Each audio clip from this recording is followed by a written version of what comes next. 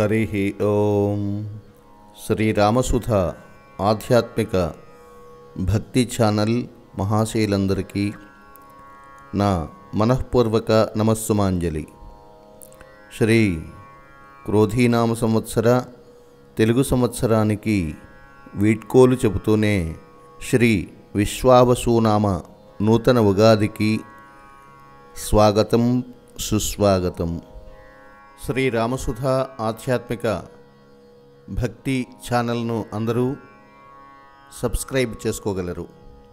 ఇక ఈనాటి ఎపిసోడ్లో ఉగాది వేడుకలో శ్రీవారి ముచ్చట్లు.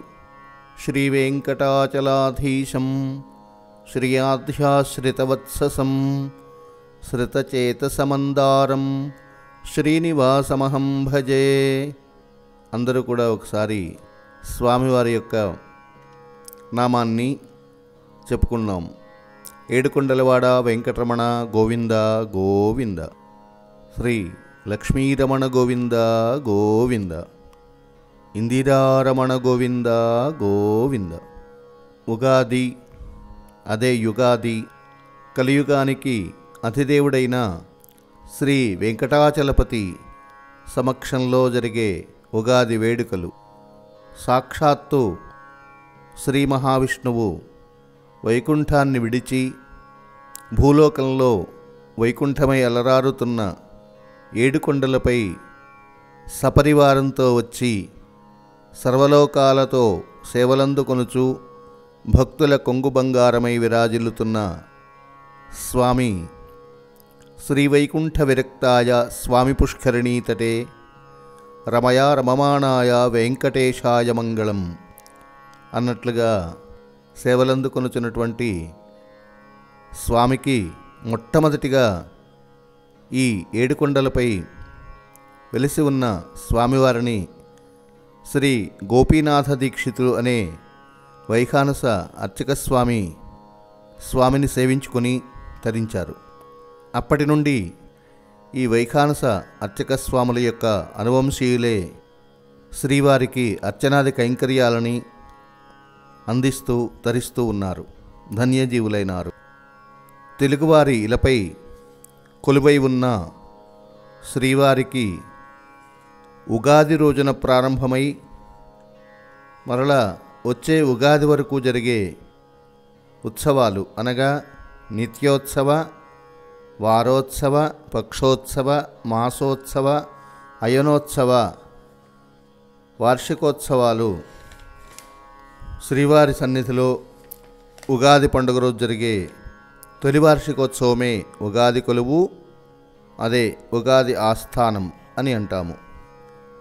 ఉగాది కొలువులో స్వామివారి యొక్క వేడుక బంగారు వాకిలికి ముందున్న ఆస్థాన మంటపం, అదే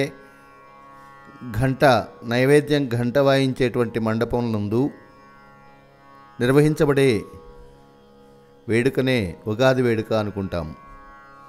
ఈ వేడుకలో స్వామివారి యొక్క అర్చక స్వాములు, జియంగార్లు, ఏకాంగులు, వేద పండితులు, ఆలయ అధికారులు, బోర్డు సభ్యులు, శ్రీవారి యొక్క దేవాలయ స్టాఫు మాత్రము పాల్పంచుకునే అవకాశం కలిగినటువంటి ఈ ఉగాది వేడుకను మనందరం కూడా ఒకసారి మనసులో వీక్షిద్దాం.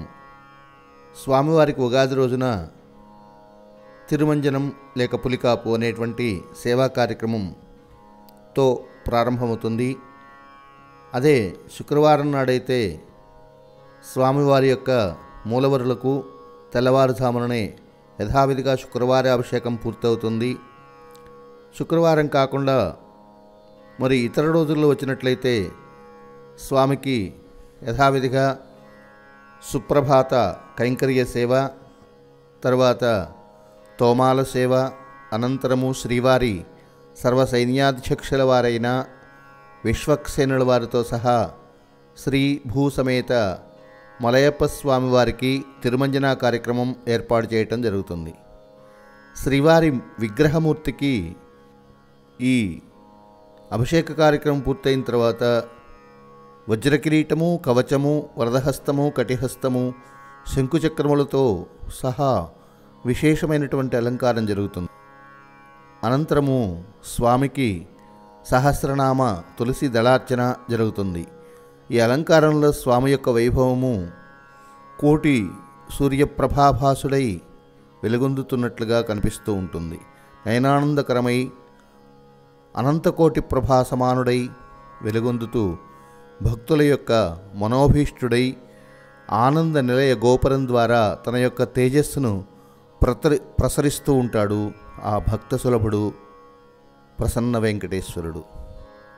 మనందరం కూడా మనోనయనములతో స్వామిని దర్శించి ఆ గోవిందుని మనసారా కీర్తిద్దాం, తరిద్దాం. ఏడుకొండలవాడ వెంకటరమణ గోవింద గోవింద, లక్ష్మీరమణ గోవింద గోవింద, ఇందిరారమణ గోవింద గోవింద. ఈ విశేషమైనటువంటి తిరుమంజనం పూర్తయినాక ఆస్థాన మండపంలో స్వామి సుఖాసీనుడై వెలుగొందుతూ ఉంటాడు.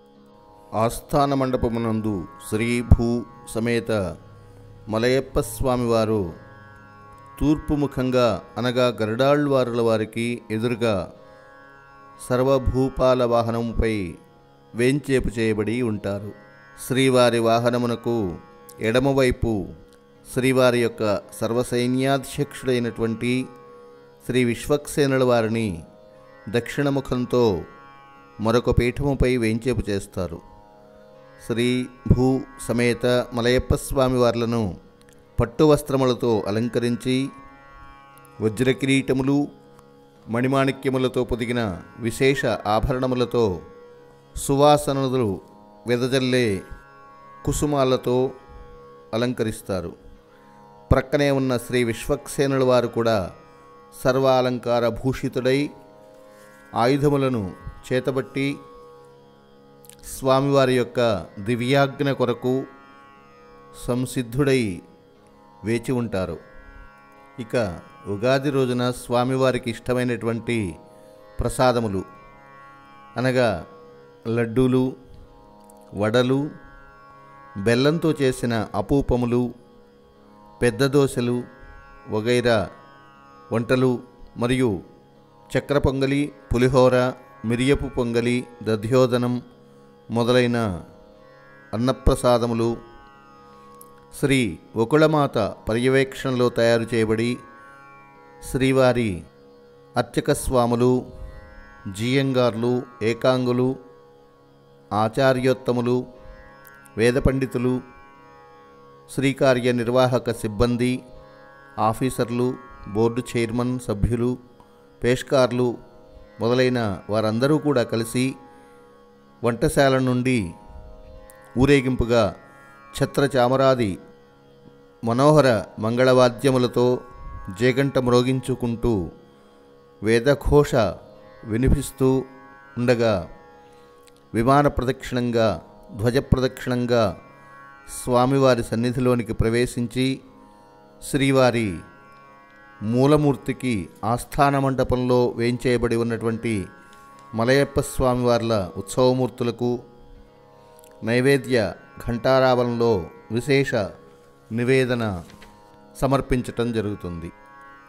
శ్రీవారికి విశేష నివేదనలన్నీ కూడా అయిన తర్వాత యోగ నరసింహస్వామి ఆలయం ప్రక్కనే ఉన్నటువంటి పరిమళపు అర దగ్గర నుండి శ్రీ పెద్దజయంగార్లు పెద్ద వెండి పళ్ళెల్లో చుట్టబడినటువంటి బంగారు పట్టు వస్త్రములను సమస్త రాజలాంఛనములతో తీసుకొని ప్రదక్షిణక్రమంగా శ్రీవారి సన్నిధిలోనికి ప్రవేశిస్తారు. శ్రీ జియంగార్లు అర్చక స్వాములకు పట్టు వస్త్రాలను అందించగా అర్చక స్వాములు గర్భాలయపు వాకిలి దగ్గర తెరను వేసి సమర్పించిన ఆ పట్టు వస్త్రాలను స్వామివారికి, శ్రీవారి మూలమూర్తికి నాలుగింటిని అలంకరించి మరొక వస్త్రాన్ని శ్రీవారి కిరీటానికి, రెండవ దాన్ని ఖడ్గానికి, మూడవ దానిని తోమాలగాను, నాలుగవ దాని ఉత్తరీయంగాను అలంకరిస్తారు. ఇక అర్చక స్వామి తెరను తొలగించి శ్రీవారి యొక్క దివ్య మూల విగ్రహానికి బంగారు పళ్ళెంలో పచ్చకర్పూరంతో కర్పూర నీరాజనం ఇచ్చి అందరికీ చూపించి గర్భాలయం వద్ద ఉన్నవారందరికీ హారతిని ఇచ్చి స్వామి యొక్క అనుగ్రహాన్ని ప్రసాదిస్తారు. అందరూ కూడా ఆ స్వామి యొక్క మంగళహారతిని కళ్ళకద్దుకొని తరిస్తారు. అర్చకులు శ్రీవారి యొక్క తీర్థ శఠారుల్ని స్వీకరించిన పిదప క్రమంగా జీయంగార్లకు, ఆచార్యోత్తములకు, తాళపాక అన్నమయ్య వంశం వారికి తీర్థశటారుని అందిస్తారు. ఆ తర్వాత ప్రభుత్వ అధికారులకు, ఆలయ సిబ్బందికి, మిగిలినటువంటి అధికార గణానికి ఈ తీర్థ శటారుల్ని అందించి తాంబూలాలను అందజేస్తారు. శ్రీవారి అక్షతారోపణ అనే కార్యక్రమం ప్రధానమైనటువంటి కార్యక్రమం. ప్రధానార్చకులు తమ తలకు శ్రీవారి పాదవస్త్రమైనటువంటి పరివట్టం తలకు చుట్టుకొని శ్రీ మలయప్ప స్వామివారిపై మరియు విశ్వక్సేనులపై కుంకుమాక్షతలను చిలకరిస్తారు. ఆ తర్వాత సేనాధిపతి వారికి పరివట్టం కట్టి శ్రీవారి పాదాల మీద అక్షతలను తీసుకొని ఆ విశ్వక్సేనులపై చల్లి శఠారి మర్యాదలను పూర్తి చేస్తారు. ఆ తర్వాత అర్చక స్వాములు బియ్యంతో పాటు స్వామివారి యొక్క దక్షిణ తాంబూలాలను స్వీకరించిన అర్చక స్వాములు సాక్షాత్తు ఆ వెంకటాచలపతిని నిత్య ఐశ్వర్యోభవ అని ఆశీర్వాద వేడుకను ప్రార్థిస్తారు. సాక్షాత్తు శ్రీనివాసుని నుండి స్వామివారి చేతుల నుండి స్వీకరిస్తున్నట్టుగా భావించి ఈ యొక్క ఘట్టం జరుగుతుంది. ఆ తర్వాత అర్చకులకు శఠారి మర్యాదలన్నీ కూడా పూర్తవుతాయి. ఉగాది పండుగ నాటి పంచాంగ శ్రవణం ప్రారంభమవుతుంది. శ్రీ భూ సమేత శ్రీనివాసుడు బంగారు భూపాల వాహనంపై వెంచేసి ఉండగా స్వామివారి పాదాల వద్ద ఉన్న కొత్త సంవత్సర పంచాంగాన్ని అర్చక స్వాముల వారు ఆస్థాన సిద్ధాంతికి అందించగా, ఇక శ్రీవారికి ఆస్థాన సిద్ధాంతి ఉగాది నాటి నూతన సంవత్సర పంచాంగ నివేదన కార్యక్రమం ప్రారంభమవుతుంది. తిథి వార నక్షత్రతో కూడినటువంటి పంచాంగాన్ని శ్రీవారికి నివేదిస్తారు. సూర్యేందు భౌమ బుధ వాక్పతి కావ్య సౌరి స్వర్భానుకేతు దివిషత్ పరిషత్ ప్రధానాః త్వద్దాసదాస చరమావధి దాసదాసాః అన్నట్లుగా గ్రహ సంచారముతో పాటు కొత్త సంవత్సర ఫలితములు, పాడి పంటలు, పశు సంపద, ఆదాయ ఖర్చులు, కందాయ ఫలితములు, రాజపూజ్యావమానములు, లోకంలో కొత్త సంవత్సరంలో జరగబోయేటువంటి ప్రముఖ విషయాలు స్వామివారి ఎదుట సిద్ధాంతి నివేదిస్తారు, ఆస్థాన సిద్ధాంతి వారు. ఆ తర్వాత స్వామిని వేణోళ్ళ కీర్తిస్తారు. శ్రీమన్నభీష్ట వరదాఖిల లోకబంధో శ్రీ శ్రీనివాస జగదేక దయైక సింధో శ్రీదేవతా గృహభుజాంతర దివ్యమూర్తే అని స్వామి శ్రీమదఖిల మహీమండల కోటి బ్రహ్మాండ నాయక శ్రీ అలమేల్మంగా పద్మావతి సమేత శ్రీనివాస నిత్యకళ్యాణ చక్రవర్తి శ్రీమదానంద నిలయ బ్రహ్మాండ నాయక బహుపరాక్ రాజాధిరాజ రాజసార్వభౌమ జగదేక సార్వభౌమ ఆదిమధ్యాంతర్హిత అని కీర్తిస్తూ స్వామిని వేణోళ్ళ పొగడుతూ, సాక్షాత్తు శ్రీమన్నారాయణుడే ఈ స్వామి పుష్కరిణి తీరంలో భక్తులను కాపాడటం కోసం అవతరించినటువంటి కరుణా తరంగితుడైన ఆ భక్త సులభుణ్ణి కీర్తిస్తారు. మనందరి యొక్క కోరికలు నెరవేర్చేటువంటి ఆ దైవం ఆ దివ్యమంగళ మనోహర సుందరమూర్తి స్వామి యొక్క దర్శనం కోసం కోట్లాది మంది భక్తులు తరతరాలుగా స్వామిని ఇలవేల్పుగా భావిస్తూ తిరుమలకు వచ్చేటువంటి ఆ భక్తులందరి యొక్క మనోభీష్టాలను తీర్చేటువంటి స్వామిగా, సకల కోరికలను నెరవేర్చేటువంటి స్వామిగా ఆ దైవాన్ని మరొకసారి పొగడుతూ, వచ్చేటువంటి కాలంలో ఎవరికీ కూడాను శరీర మానసిక అనారోగ్య సమస్యలు లేకుండా కాపాడమంటూ సర్వత్రా ఆనందదాయకంగా ఉండాలని అందరూ కూడా కోరుకుంటూ, అందరి మనసులో ఉన్నటువంటి అభిప్రాయాన్ని ఆస్థాన సిద్ధాంతి వారు పంచాంగ శ్రవణం ద్వారా స్వామివారికి ఘనంగా నివేదిస్తారు. స్వామి కరుణా మూర్తి మనందరి తరపున ఆస్థాన సిద్ధాంతి నివేదించినటువంటి ఆ పంచాంగ శ్రవణాన్ని చక్కగా మనందరి వైపున దయతో చూస్తూ వింటున్నట్లుగా మనందరికీ స్వామి దర్శనమిస్తారు. ఈ విధమైనటువంటి ఘట్టం పూర్తవుతుంది.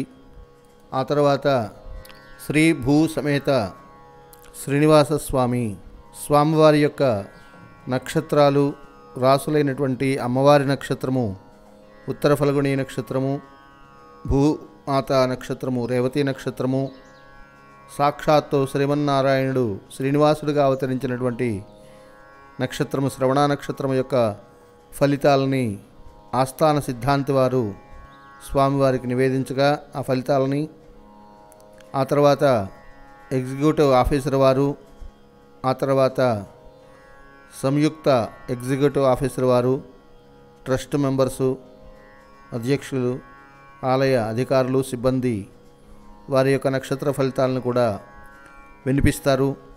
ఆ తర్వాత పంచాంగ శ్రవణం పూర్తయిన తర్వాత సిద్ధాంతి వారికి స్వామివారి అర్చకులు స్వామివారి పాదాల మీద ఉన్నటువంటి అక్షతల్ని శఠారిని అందించి స్వామివారి యొక్క ఆశీస్సులను అందజేస్తారు. ఈ యొక్క కొలువు అనేది మొట్టమొదటి రోజున ఉగాది రోజున ప్రారంభమయ్యేటువంటి అత్యంత వైభవమైనటువంటి ఉగాది ఆస్థానం కొలువు అంటారు. అందరూ కూడా మనకు కనిపించకపోయినప్పటికీ ఈ యొక్క విశేషమైనటువంటి కార్యక్రమాన్ని అందరం కూడా మనస్సులో తలుచుకుంటూ శ్రీవారిని మరలా మన నోటితో పలుకుతూ ఆయన యొక్క కీర్తిని తరించుదాం, జన్మలను ధన్యం చేసుకుందాం. నూతన సంవత్సరంలో మంచి ఫలితాలను పొందుదాం. శ్రీవారి పాదాలను ఆశ్రయిద్దాం. ఏడుకొండలవాడ వెంకటరమణ గోవింద గోవింద, లక్ష్మీరమణ గోవింద గోవింద, ఇందిరారమణ గోవింద గోవింద. అందరూ కూడా భక్తి విజ్ఞాన విశేష విషయముల కొరకు తప్పక సబ్స్క్రైబ్ చేసుకోండి. శ్రీ రామసుధ ఆధ్యాత్మిక ఛానల్. నమస్కారం.